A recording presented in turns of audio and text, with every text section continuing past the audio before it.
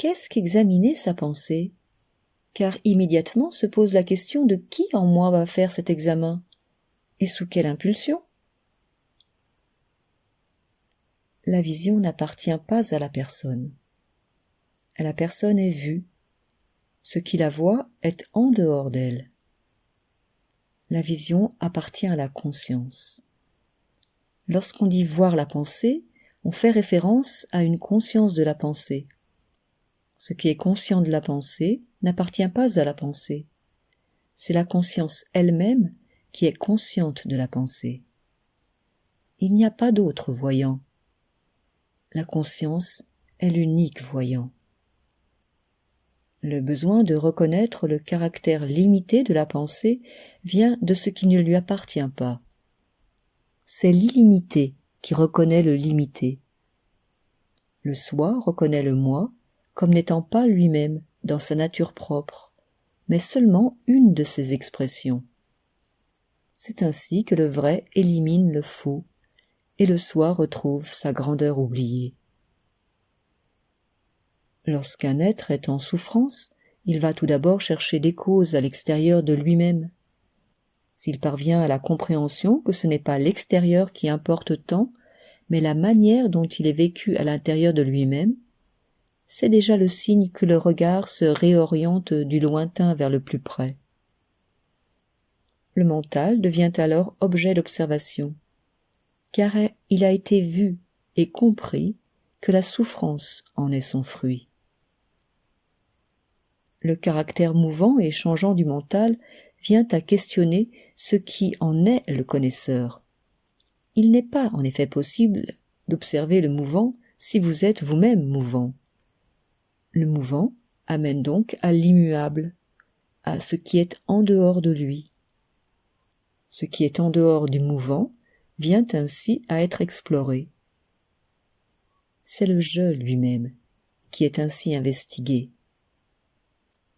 Qui est-je, si je ne suis rien de ce que je perçois? Ce type d'interrogation ramène l'attention vers l'extrême naissance de la manifestation, étant entendu que le mental est une manifestation. Si la question est posée en évitant que l'intellect n'y réponde, elle ramène tout droit vers le connaisseur du mental, et donc le connaisseur du monde, le monde n'étant qu'une perception, au même titre que la pensée. Tant que la perspective n'est pas stabilisée, des mouvements d'identification sont inévitables.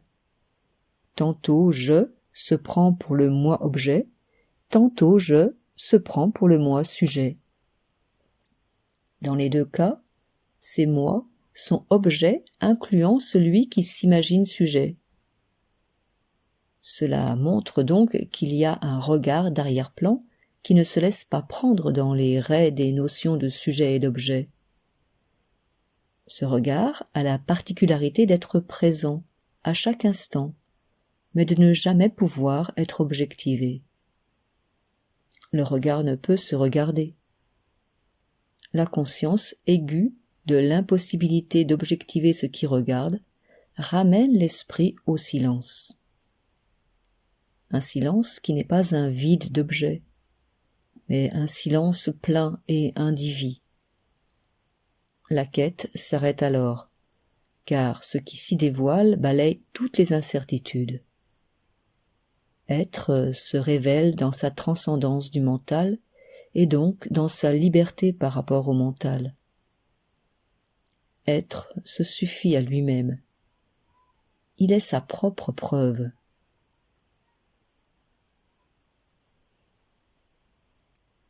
En effet, il y a des moments où je suis pris par les objets, absorbé que ce soit par l'extérieur ou par des mouvements intérieurs des pensées ou des émotions, et dans ces moments, je crois être conscient. Je crois que le je qui s'exprime est la totalité de moi-même. Et parfois, c'est en effet comme si j'étais vu. Il y a une détente dans le corps, comme si je réalisais que ce qui m'accrochait l'instant d'avant était sans importance. Il me semble que cette détente accompagne toujours un tel regard. Est-ce le cas? Oui, c'est toute la différence entre voir et être vu. Dans le voir, il y a le sentiment d'être l'acteur, l'unique personnage de l'histoire à partir de laquelle se déroule le film. Dans le être vu, le moi réalise qu'il n'est qu'une marionnette aux mains d'une intelligence plus vaste qui le contient, comme une perle est contenue dans la main. Lorsqu'on parle de passivité dans l'action, on parle d'une action dans laquelle ne se surimpose pas le concept égotique. L'action est alors libérée du personnage, se déroule sans lui et sans le besoin d'être récupérée à son profit. Cette question de passivité dans l'action me touche beaucoup, plus encore la question de être actif et être passif. Je sens dans votre réponse plusieurs niveaux dans la passivité et dans l'activité, car je peux être très actif dans la vie alors que je ne fais qu'obéir à mes désirs, mes répulsions, des impulsions automatiques. En même temps, il arrive que je me pose tranquillement, disons méditativement, et je vois qu'un autre type d'activité commence à agir en moi, et que, en effet, plus je suis passif, et plus cela est actif. Qu'est-ce que être passif? Qu'est-ce qu'être actif? Certaines conditions peuvent-elles aider à se libérer de l'emprise du personnage? Lorsqu'on parle ici de passivité, il s'agit d'une passivité dans le vouloir. Paradoxalement, dans le non-vouloir, il y a liberté, présence, et donc une forme ultime d'activité. Il ne s'agit pas là d'une activité en tant que faire, mais en tant qu'être. À partir de cette présence active, bien que silencieuse, l'action peut se dérouler en parfaite congruence avec la situation et plus soumise aux diktats du moi. L'activité, remaniée par les besoins du moi, est une activité détournée à son seul profit. Elle est donc restreinte, exclusive et égocentrée. C'est pour cela, en pratique, que face à une situation imprévue dont la réponse ne paraît pas évidente, il est bon de laisser le mental s'apaiser et se retirer dans la vision globale propre à la conscience. De là, si une action surgit, elle tiendra compte de la situation dans son ensemble, et non dans une seule fraction. Une fois qu'est reconnu le détournement fait par le personnage égotique à son propre profit, il va pouvoir être vu dès qu'il s'initie. Il est alors ignoré, et l'énergie qui lui est projetée est retirée.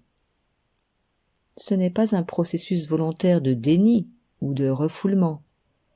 C'est l'aspiration à la vérité qui met de côté ce que la vérité n'est pas.